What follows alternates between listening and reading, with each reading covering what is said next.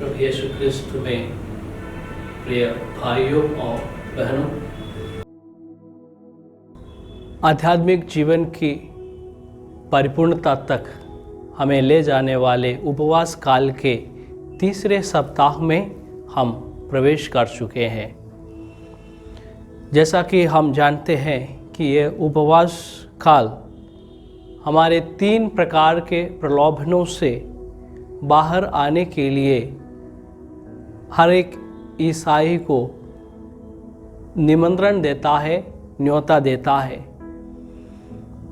पहला प्रलोभन हमारा शारीरिक भूख और प्यास को मिटाने के लिए किसी न किसी प्रकार के आसान तरीके से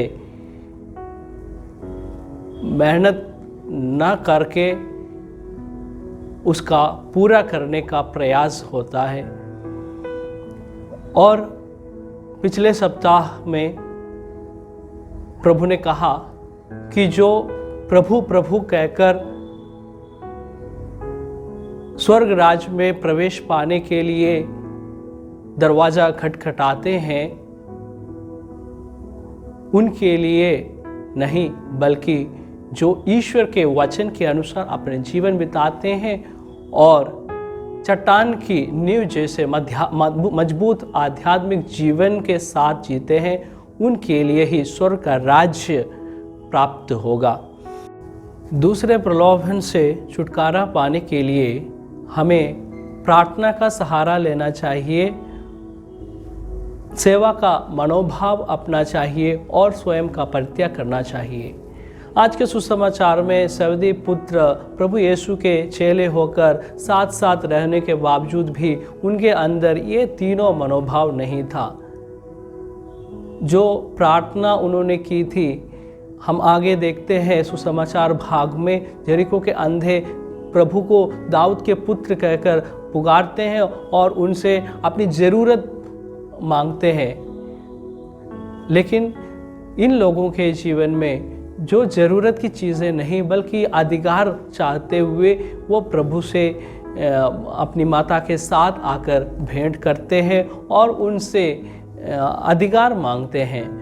तो वह प्रभु ने जिस तरह अंधों की प्रार्थना सुनी, उसी तरह इनकी प्रार्थना नहीं सुना बल्कि उन्हें ठाल देते हैं।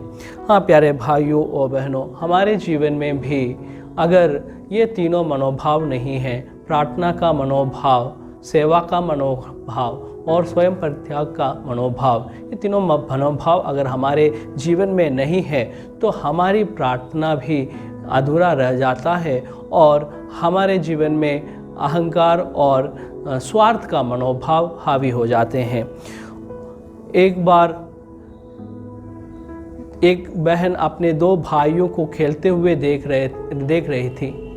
दोनों भाई चोर और पुलिस का खेल खेल रहे थे और हमेशा छोटा भाई चोर के किरदार निभा रहा था और बड़ा भाई पुलिस का, और बार बार पुलिस चोर के पीछे भागता और चोर को पकड़ता और मारता, घसीटता। और इस तरह से कई बार होने पर बहन ने उनके किरदार बदल दिए। छोटे भाई को पुलिस का वेश पहनाया और बड़े भाई को चोर का।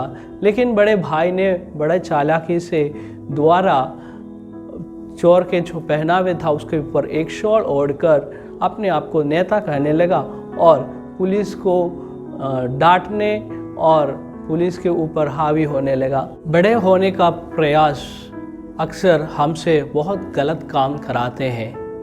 हाँ प्यारे भाइयों और बहनों, हमारे जीवन में भी अगर हमें सच्चे अर्थ में आध्यात्मिक व्यक्ति बनना है तो हमें अपने आप को त्यागना और अपने स्वार्थ के ऊपर विजय पाना है और सेवा मनोभाव के साथ दूसरों के लिए अच्छा कार्य करते रहना चाहिए।